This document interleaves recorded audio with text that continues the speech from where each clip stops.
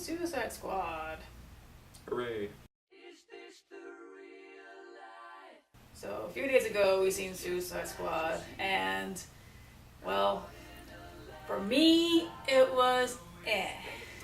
For me, it was actually enjoyable. So okay, reason why I thought it was eh was I think it was the characters. I just could not get attached to them. It's not they didn't do a bad job of the acting. I mean, Will Smith, I mean, he was fine.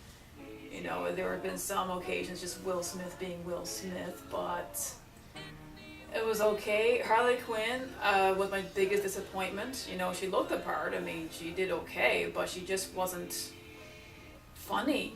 You know, I mean, the character was created in the animated series. She was bubbly, fun. She could be serious, very dangerous, but I didn't get any of that off of this one. I think, the problem ultimately, when it comes to the DC cinematic universe, they've already got a few films, into the universe, so we already get a good vibe of where the universe is going to go, what kind of tone it is. For me, I tried not to analyze the characters from their comic book counterparts too seriously, because for an ensemble cast, and for a person that actually likes action movies, I thought it was fine. I didn't think it was nothing overly great, but I didn't think it was as bad as what the critics made it out to be. I thought the action was solid. I thought for the large cast that they did have, I thought everyone kind of had their moment in the sun for the most part, minus the odd exception. The thing is overall, like my problems with it were very small, but overall I thought it was a competent action movie for the most part. The action was fine. You know, I found like the first little, like, I don't know, like half hour, maybe even the first 45 minutes was okay, because for the limited time they had, they were trying to build a character, show their background, like Will Smith's character. I thought that was decent, although it kind of comes back to the character close to the end, which, no spoilers, but it does not make any sense. If you pay close attention, you might know what I'm talking about. The CG, holds in everything now. I can't say it's overblown. I mean, I guess, like, I guess it was kind of overblown for a little bit, but it's to the point I'm pretty much desensitized right now. In a way, when it came to the whole movie in general, I thought it was a little deceived. I thought there was supposed to be a little bit of, like, there is some craziness and wackiness. It's just not to the level I thought it would be. Like, I thought it was supposed to be like total mayhem amongst the characters. Because you look at the movie posters, they look really silly, and it did not reflect in the movie at all. The supposed attachment between the characters is extremely rushed. Like, there's a scene that they're in a bar, and somehow within that 3 minutes they're in the bar, they're all best friends now. They hate each other. Now they're like, oh, like we're the best buddies ever. We're a super team. And all of a sudden, like, they're this big family. Like, they describe themselves as this big family in the final fight, and I'm just, guys, you didn't even have time to have that kind of chemistry with each other. So maybe it's the writing of the characters. I don't think it's the acting. The acting was okay. I think it's just time restraints. I think this is something that could have been 2 movies. Yeah. Personally. They should have spent more time on the character interactions as they were kind of being prepped as Task Force X. And the thing is that, like the kind of prep time, they just dropped them all off on the military base, and all of a sudden they all got their gear. Like they had their individual moments, in their own cells, with the guards. But one of the most appealing aspects, of the Suicide Squad is, that they all have a tremendous sense of humor, because since they're all villains, all their humor is dark. And unfortunately, this is one of the biggest problems with the DC cinematic universe. These guys do not know how to properly do humor.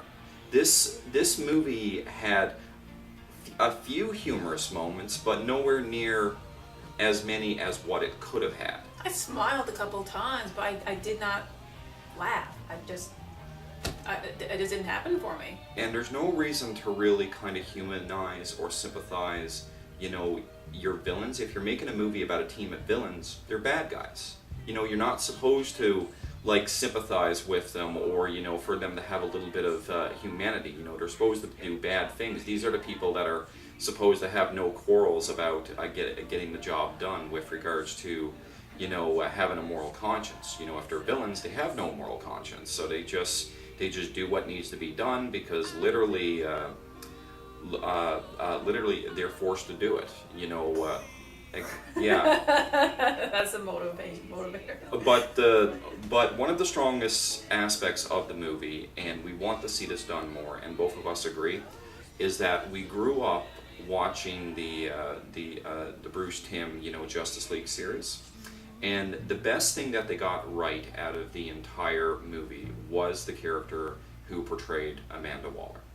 Oh my God, yes. That's probably my main reason for wanting to see this is like Amanda Waller is, man, she's just so badass. I mean, she like, I think there's a meme somewhere on Facebook saying like Amanda Waller, I mean, like she has more balls than all of the like Marvel villains put together. Like it is so true. Like if you have to see this movie, see it for her, man. And the actress that got to portray her is amazing.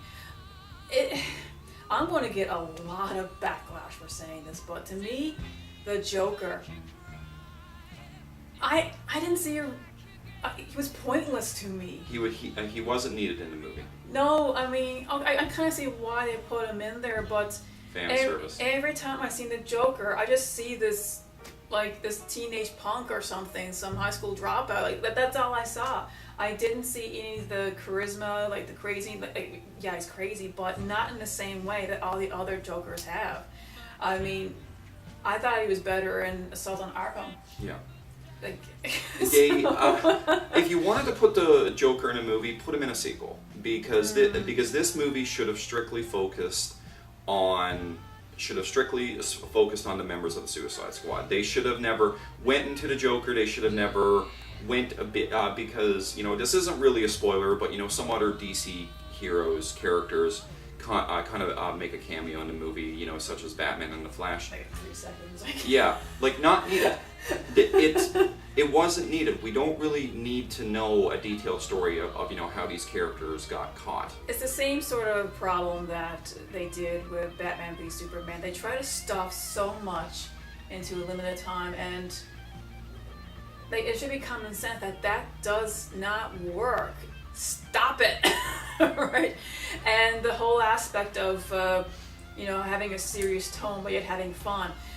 Like, that really is possible. Look at the Marvel Universe. I mean, I have a ton of fun watching those, but yet things really do get serious. So I'm not sure why none of this is gelling with the DC Universe they're trying to create, but so far it's not really affecting me at all. I mean, I'm sure I'll see any more movies they make, like Wonder Woman. I'm actually looking forward to that, but I'm going to take it with a grain of salt. So who knows what the future has in store for this, but I'm like kind of a little nervous about it.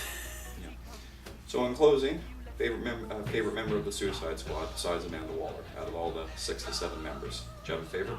I don't know. That's the problem with me. The characters just aren't that done well. I'll say Harley Quinn, even though she's not funny. Like, she tries so hard. I think it's just because they did good casting for her. Okay. She looks the part, but I think it was the writing that made her suffer. Okay. For me, it's El Diablo, just because he was probably the most powerful member of the team, and yet he was the one that really had a good reason to kind of humanize the character. But you know, when he got out of control, when he wanted to do a lot of damage, I think he ended up being one of the best members of that team. Yeah, but Amanda Waller is the reason to see this. See this movie for Amanda Waller, Oh, and definitely watch her in it was Justice League Unlimited she was in, not the original Justice League cartoon. I think she's in all of it, but no, but yeah. Check out the movie for Amanda Waller. Yeah. So I'm eh. He kind of likes it, so just again, just make your own judgment. I mean, not everyone's gonna like it, but it's okay. It's not terrible. Like I'm not gonna go that far. Probably one of the best entries in the DC cinematic universe. So don't listen to the reviews. Don't listen to Rotten Tomatoes. Give the movie a fair try and judge for yourself.